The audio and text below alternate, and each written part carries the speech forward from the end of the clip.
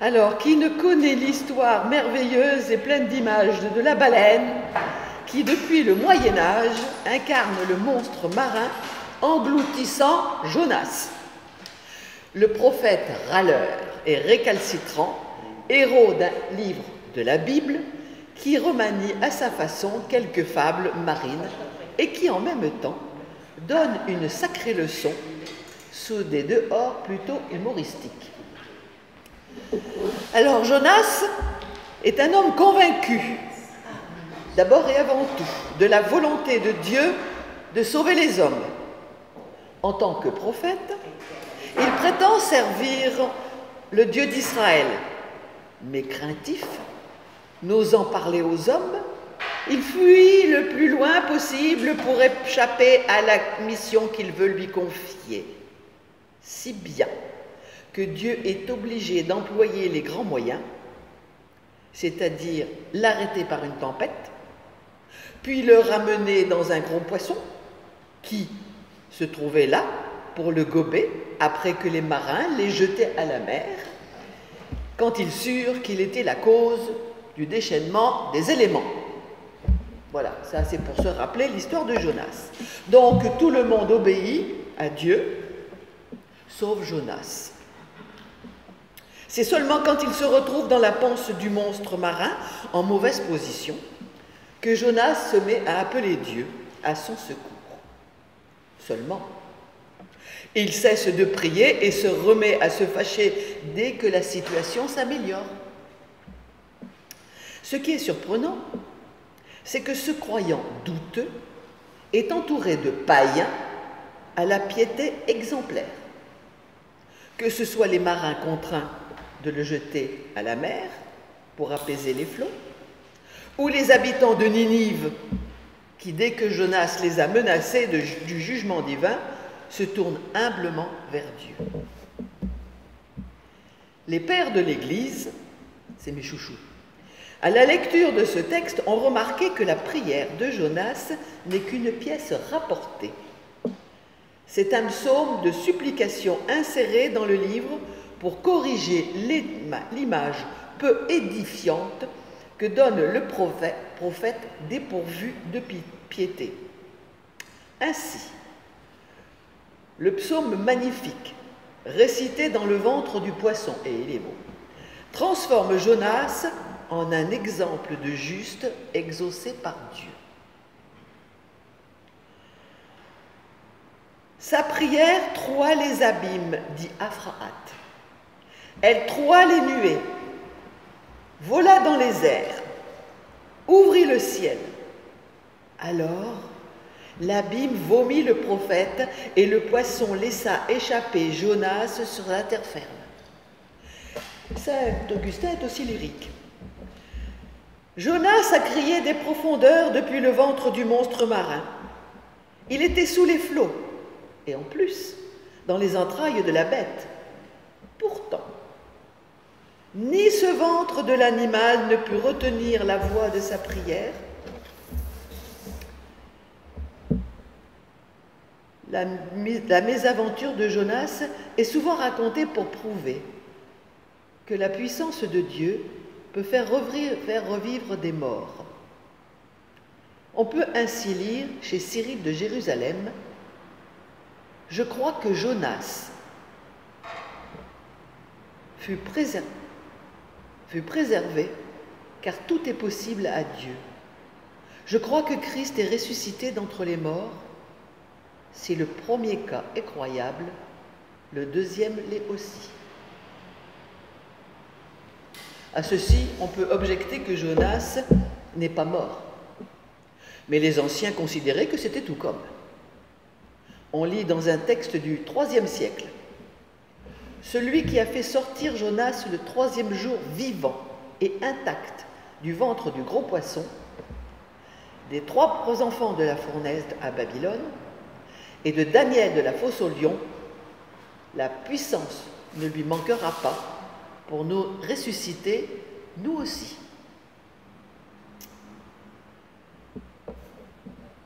Aux autorités qui demandent un signe à Jésus, il répond qu'il n'en aura pas, qu'il n'y en aura pas d'autre que le signe de Jonas. Expression qui envoie à Matthieu.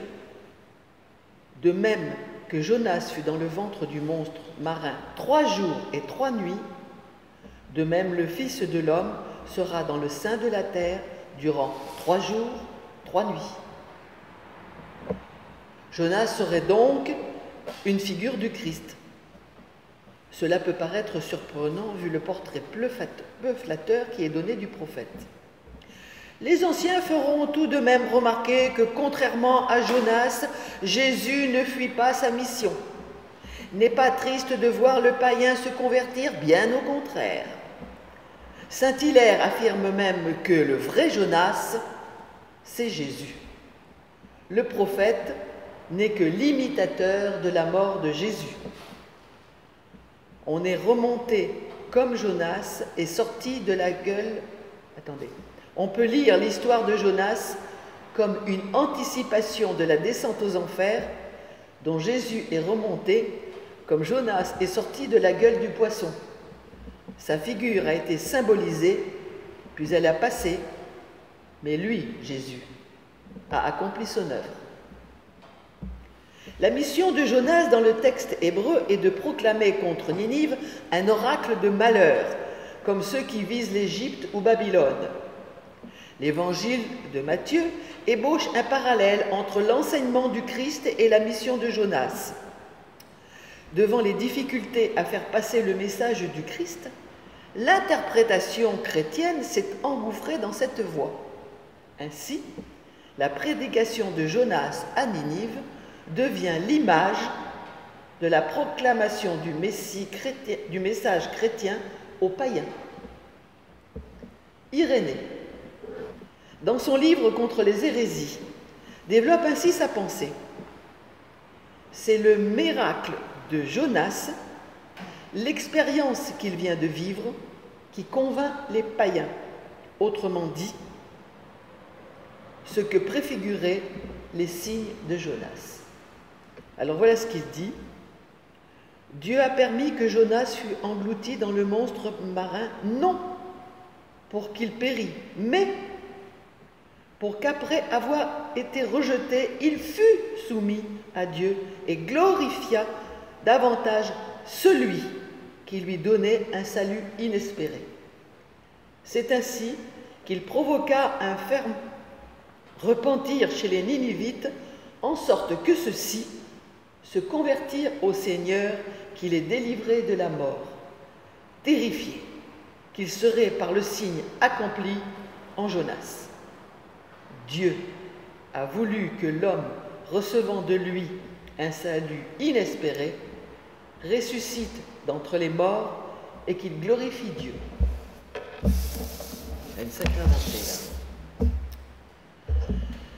C'est par le baptême que l'homme devient bénéficiaire du salut acquis par la mort et la résurrection du Christ. Nous sommes d'accord.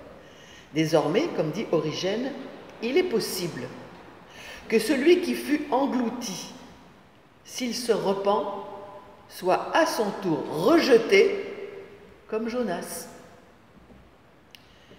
Ninive, qui se convertit, échappe à la destruction. C'est l'antithèse de Sodome, qui refuse de changer de vie et périt dans les flammes. Dans le Talmud, elle représente Israël repentant, et dans le christianisme, sa conversion exemplaire en fait la figure de l'Église issue de tous les peuples païens. Issue de tous les peuples païens. Selon saint Augustin, la hutte sous laquelle Jonas s'abrite, c'est Israël selon la chair. La cucurbite que Dieu fait pousser, c'est la loi juive. Et l'ombre, la promesse de l'Ancien Testament confirmée par Paul et qui dit « La loi est l'ombre des biens à venir ». C'est ce qu'on lit dans Colossiens. Jonas, sous l'arbuste desséché en butte au soleil et au vent brûlant, symbolise, aux yeux de l'évêque Hippone, les malheurs historiques du peuple juif. Pour Jérôme, il se dessèche dans l'attente de l'eau du baptême. Dans la Bible, Jonas, sous son ricin, desséché, n'attend que deux choses, n'est-ce pas? La destruction de Ninive ou la mort. La tradition l'a entendu autrement. Ainsi Jonas, alors je vous donne l'interprétation des premiers chrétiens. Ainsi Jonas, prévoyant la conversion des nations païennes et le refus d'Israël, serait rempli de chagrin pour son peuple. Sa tristesse préfigurerait celle du Christ au jardin des Oliviers, lui aussi triste à mourir.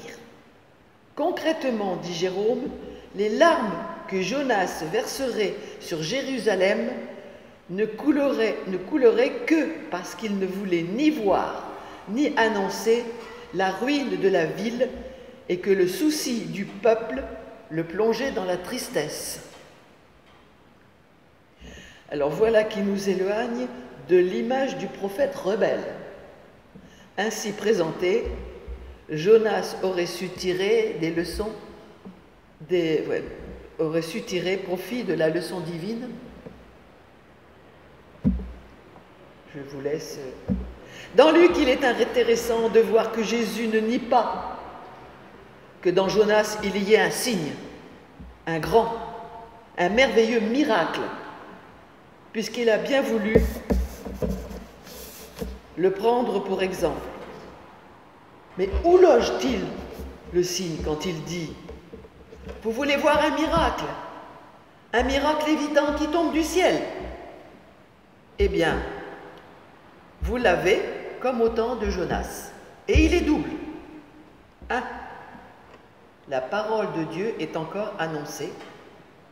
2. Ce sont ceux du dehors qui encore l'acceptent. C'est-à-dire que le miracle n'est ni dans le poisson, ni dans la curcurbite, ni dans toute autre chose, mais bien dans l'annonce bouleversante de la parole de Dieu envoyée à ce fameux Ninivite et surtout la conversion des inespérés Ninivites qui l'ont reçu.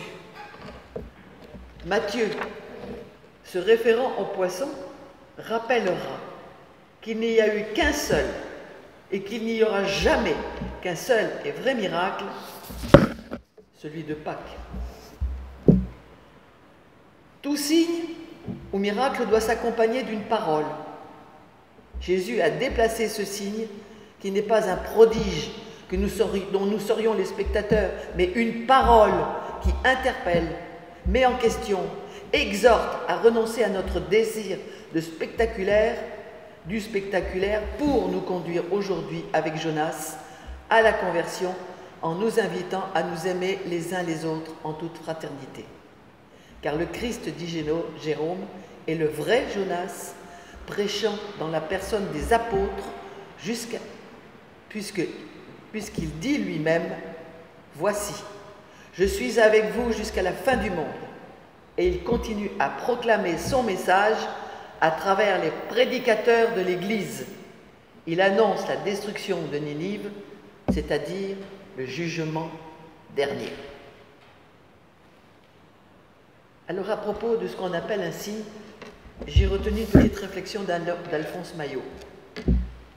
Ce mot signe désigne aussi bien une circoncision que l'arc-en-ciel, le sabbat ou la Pâque est le même que celui employé dans la Genèse pour les luminaires qui vont rythmer notre vie sur terre.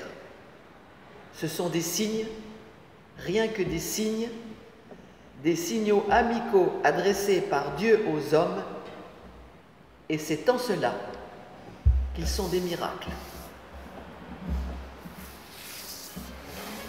Merci.